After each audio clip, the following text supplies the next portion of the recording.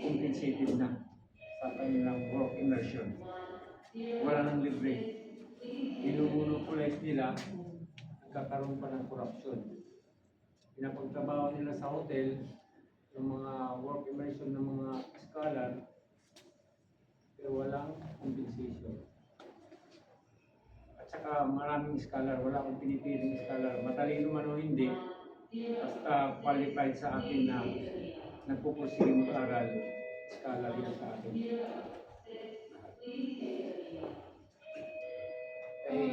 Bob, balik lang ako dun sa atin. Although napalawanan na noon na yung pagdating dun sa confidential funds ni VP Sara ay malinis ang pagkagamit ng pera, ay kasali pa rin doon sa kanyang impeachment yung mismanagement of financial doon sa kanyang confidential funds. Straight from the heart, do you believe na may nangyaring mismanagement doon sa pondo niya? Para sa akin, malulusutan yan sa impeachment, yung ganun. Ang tinitingnan ko lang ngayon yung mga ibang kaso. Aside dun sa sinabi mo, malulusutan yan ni Madam VP Sara dahil sa dahilan na naniniwala ko na malinis naman, wala namang problema sa DepEd with regards to confidential fund. Ginagawa lang nila ng issue primarily hanggang sa nagkaroon ng galit kay VP Sara at nakapagsabi siya, yun ang ginawa nilang kaso naman. Align dun sa impeachment.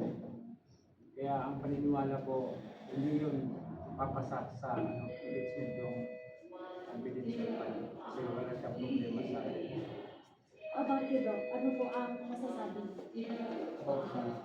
doon sa merong doon sa confidential funds na isali po doon sa impeachment trial dati ni VP Sara na merong mismanagement. Although, ipinaliwanag po sa COA na nagamit na maayos yung pera, ay nasali pa rin doon yung sa i-transmit na doon sa kanyang confidential funds. Kasali pa rin po yun.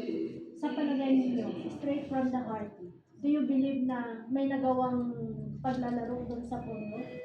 Sa akin, no, para sa pananaw ko, napatunayan naman na, di ba? Sabi ko, napatunayan na sa COA na nagamit na maayos yung confidential fund. At yun naman ay naramdaman ng bawat eskwelahan sa kagawalan natin. Yung mga programa that time na si VP Sara yung sekretary na. Kaya tiwala tayo at kumpiyansa kaya yung mga impeachment na yan, malalagpasan po ng ating pangalawang Pangulo sa kasalukuyang tayo na kinakaharap. Dahil ang impeachment kasi talagang ginagawa nilang politika. Ginagamit sa politika dahil alam naman natin na criticize nila si Sara sa 2020. Kaya para sa akin, pananaw ko, prayer lang po tayo na malagpasan po yung VP Sara yung impeachment na yan para magtuloy-tuloy po yung movement natin by 2028. Doc, may tanong din ako. Ano pong masasabi niyo doon po sa di umanong magkakaroon daw po ng mini trial ang impeachment